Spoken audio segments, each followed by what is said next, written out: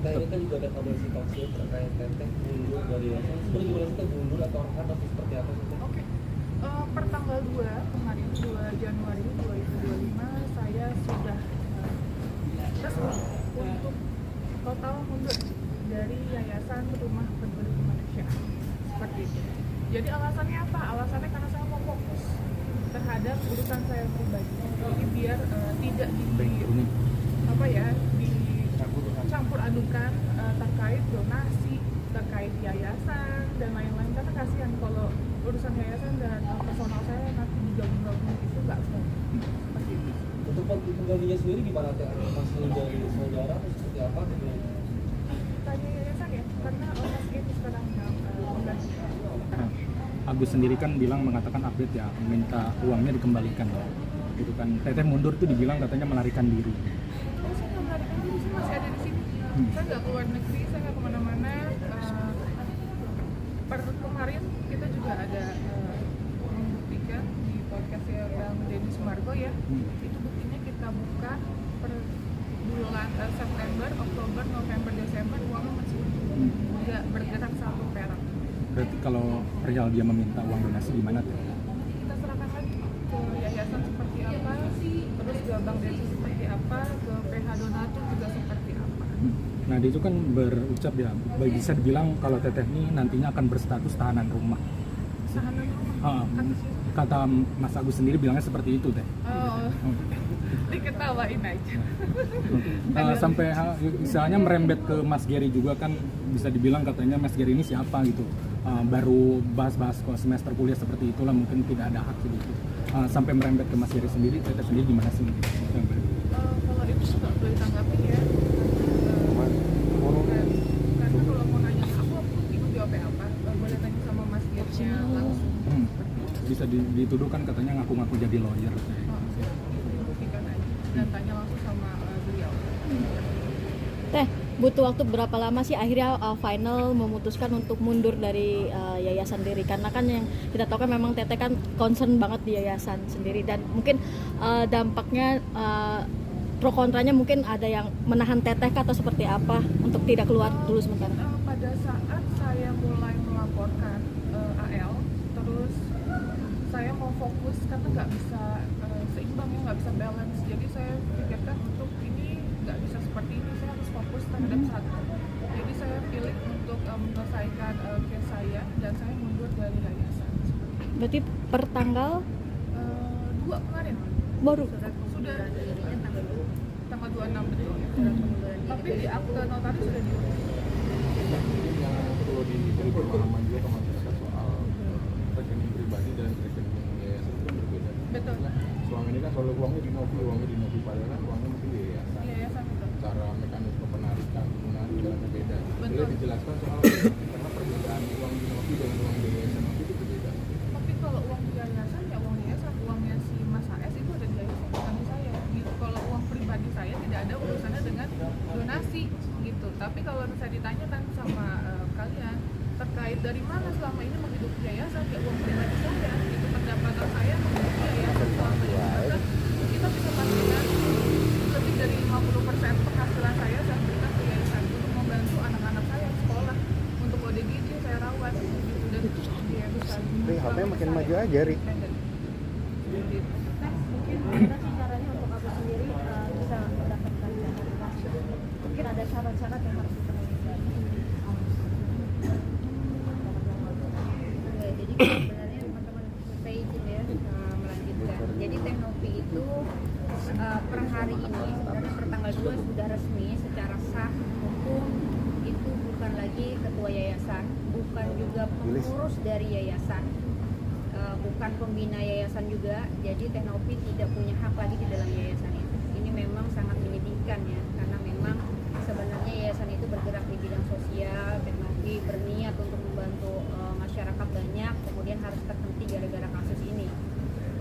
Hal ini didasari oleh banyaknya kemudian permasalahan-permasalahan yang diciptakan menuju pelanggaran yayasan, sehingga yayasan itu tidak lagi mampu bergerak sebagaimana mestinya gitu sebelumnya. Makanya kemudian Teknopi memisahkan diri dari yayasan. Per tanggal 26 Teknopi membuat surat pengunduran diri, kemudian dirapatkan di dalam pengurus yayasan, dan sudah diaktekan per tanggal 2 Januari 2025. Jadi sudah resmi Teknopi bukan lagi bagian dari yayasan. Itu yang pertama. Teknopi juga bisa membuktikan bahwa uang yang kemudian disengketakan sampai hari ini itu masih utuh. Teman-teman bisa lihat ya, ini uangnya masih utuh di yayasan. Saya kasih tunjuk, Yayasan Rumah Peduli Kemanusiaan. Ya, teman-teman. Tahan Bu Disna, tengah. Ya, tahan. Tahan sebentar. Ya, Mati, Bu. Nah, ya segitu aja Bu. Tahan. Ini yang pertanggal 2 ya. Tanggal 2 sejak Teteh masih ya, dan sekarang udah tidak lagi. Nah, sekarang udah nggak bisa lagi. Tahan. Oke, tunggu. Jadi dari awal ya Mbak, dari awal sampai pertanggal 2 kemarin itu uangnya masih ada di yayasan dan nominalnya masih sama. Berapa itu nominalnya? Sebenarnya nominal uangnya Agus kan 1,2 ya, donasi yang kemudian diperuntukkan 1,2 sekian. Ada uang yayasan yang kemudian menjadi 1,3 sekian. Benar itu Chris. Nonton bocor. Tapi nanti ke depan Teknopi tetap akan membantu nggak kan, selama ini juga banyak membantu dari uang pribadi. Walaupun nanti nggak jadi pengurus tetap akan membantu. Pastilah iya. Pasti akan tetap membantu. Mungkin terkait sidang ya, mungkin dari pihak aku sendiri siap menghadapi terkait tanggal 8 itu sidang donatur yang gugatan itu, dimana mungkin dia akan siap untuk menghadapi semuanya itu. Tapi kita sendiri melihatnya seperti apa? Kita Gugatnya kan yayasan ya, bukan bukan aku Teknopi. lagi. Iya, maksudnya tanggapan itu. Kalau Kalau tanggal Teknopi nggak punya kewenangan lagi. untuk menjawab gitu, karena bukan bagian dari yayasan. Cuma sangat disediakan sih, karena ya yang tadi saya bilang 2021 saya berjuang sampai sekarang itu sama sekali saya pastikan tidak ada bantuan dari siapa. Kalaupun ada donatur yang bantu, itu saya nggak pernah meminta, saya nggak pernah mengemis, tidak pernah open donasi untuk membantu ODGJ atau membantu anak-anak asuh saya dalam pembiayaan gitu. Dan satu lagi, banyak banget yang beredar sekarang ini katanya saya menerima uang money laundry, cuci uang atau uang apalah, saya nggak ngerti, uang pajak dan lain-lain. Saya pastikan dari saya mendirikan yayasan 2021 Desember sampai sekarang itu tidak ada ya. Buktikan kalau ada, penjarakan saya seumur hidup, silakan penjarakan saya. Saya pastikan itu semua penghasilan dari YouTube saya. Saya sangat sedih banget ketika ada konten kreator yang bilang berapa sih gaji konten kreator. Harusnya tidak bisa ya, namanya rezeki orang itu disamaratakan gitu. Kita punya YouTube, mereka punya YouTube, penghasilannya pasti akan berbeda, ya kan? Saya sangat sedih aja dengan statement seperti itu.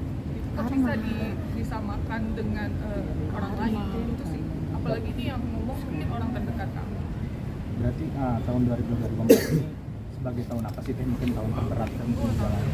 Terberat banget, capek beneran. 3 bulan setengah kita kayak gini. Padahal niat kita bantu orang, mungkin teman-teman di sini bisa merasakan lah ya. Ketika kita niat bantu, tapi ada aja halangannya, ada kayak capek, lelah, fisik, mental, semua. Kita udah mati-matian. Tapi kan sempat nangis dari live TikTok itu, mungkin adakah mungkin serangan dari sisi psikologis Teteh sendiri sampai mungkin udah pusing, katanya kalau tidak salah mungkin stres juga gitu. Mungkin dari sisi itu stresnya karena mungkin dalam setiap hari ada masalah kan?